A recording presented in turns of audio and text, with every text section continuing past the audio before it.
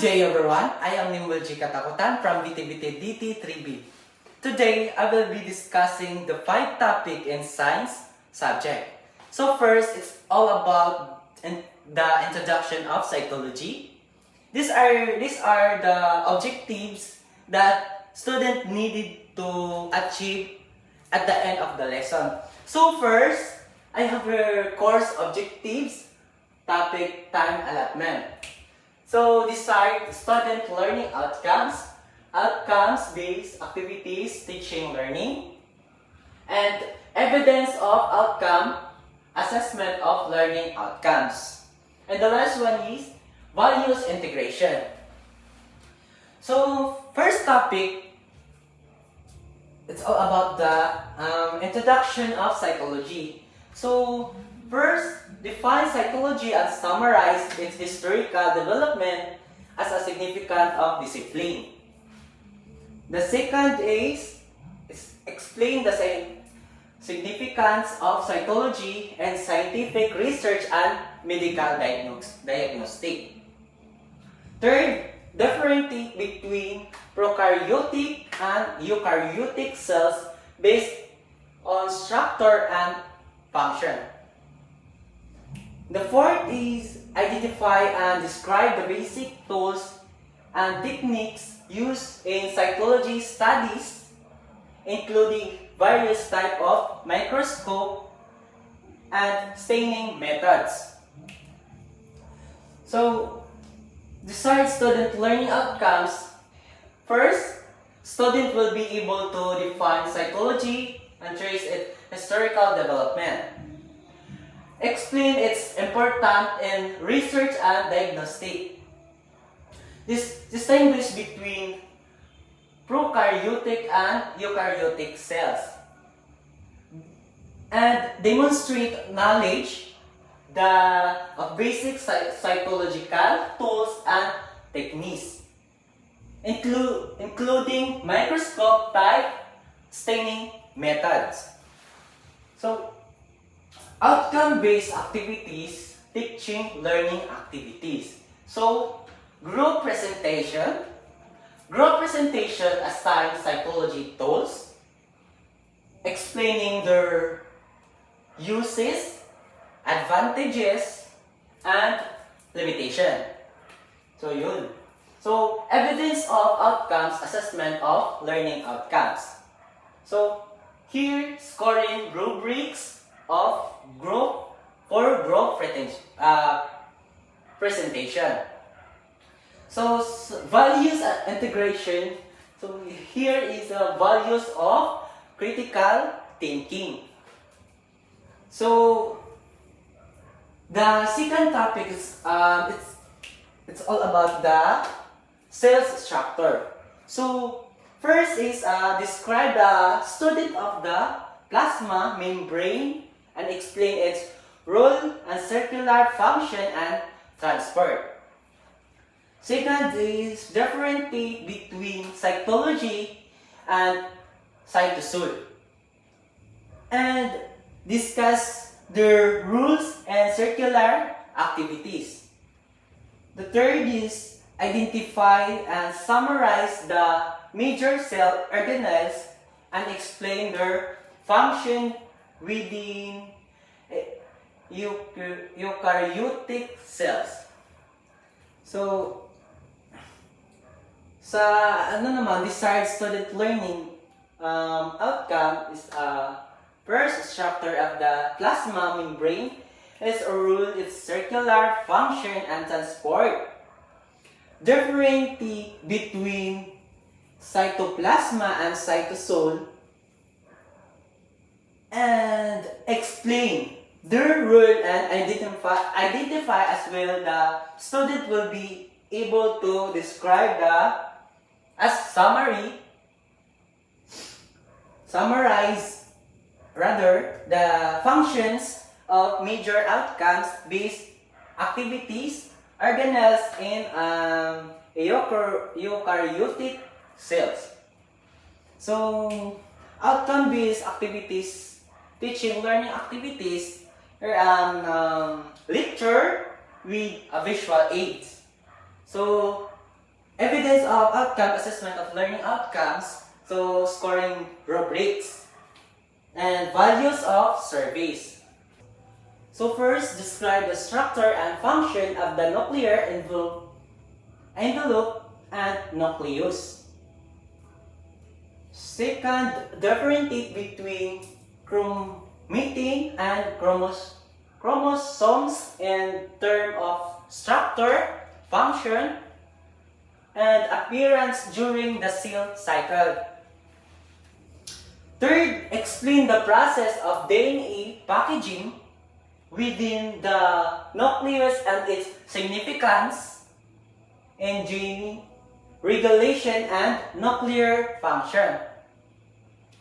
So, first, the student will be able to describe the structure and function of the nuclear envelope, the nucleus, differentiate between chromatin and chromosomes in terms of structure, function,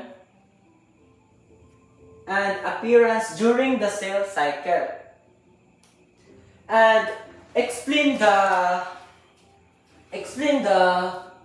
process of DNA.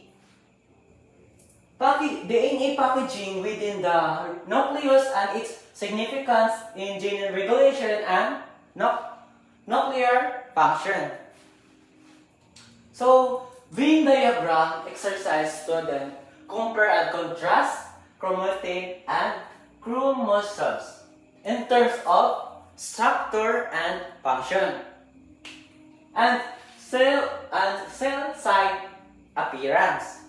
So here is a scoring rubrics and value of creativity. So let's proceed to the topic number 4. Topic number 4 is all about the cytoplasma organelles. So first, describe the structure and function of the root and smooth endoplasmic reticulum, RER and CER. So second is explain the role of the Golgi apparatus and processing and packaging circular materials. Third is compare and contrast lysosomes and persisomes in terms of structures and function. So the fourth is identify the structures of ribosomes and explain their role in protein synthesis. So here, first, the student will be able to describe the structures and function of the raw and smooth and endoplasmic apparatus in processing and packaging circular materials. Compare and contrast lysosomes and persisomes in terms of structures and identify the structure and function of ribosomes and explain their role in protein synthesis. So here, excuse me. Group presentation. Groups explain their role of the Golgi apparatus and processing and packaging proteins or lipids using flow diagram.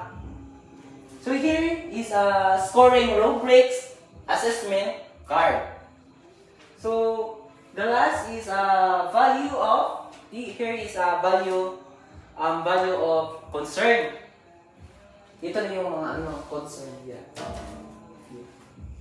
So in the last topic is all about the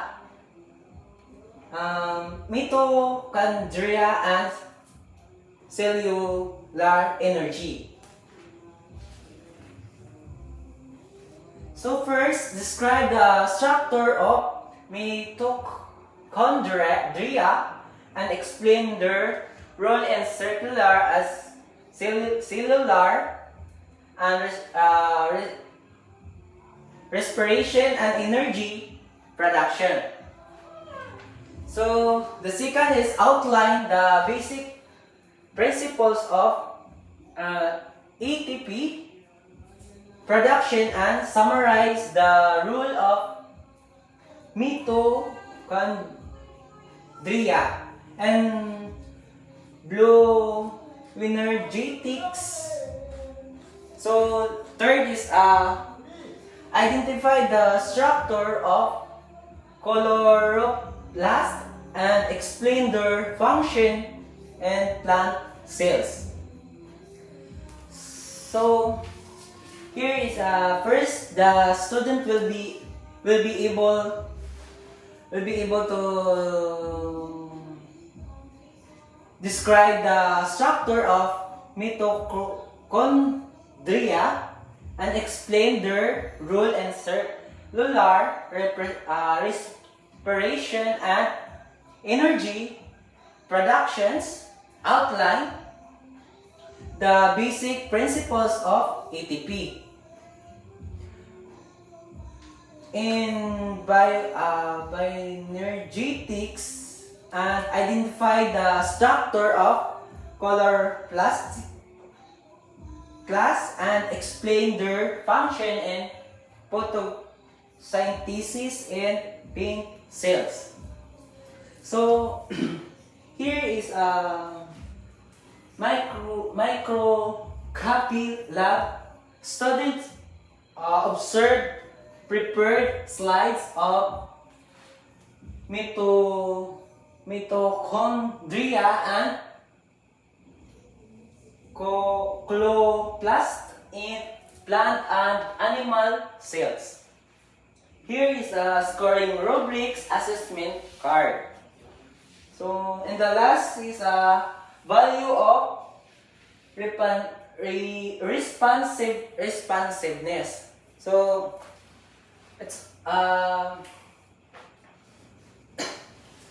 so that's all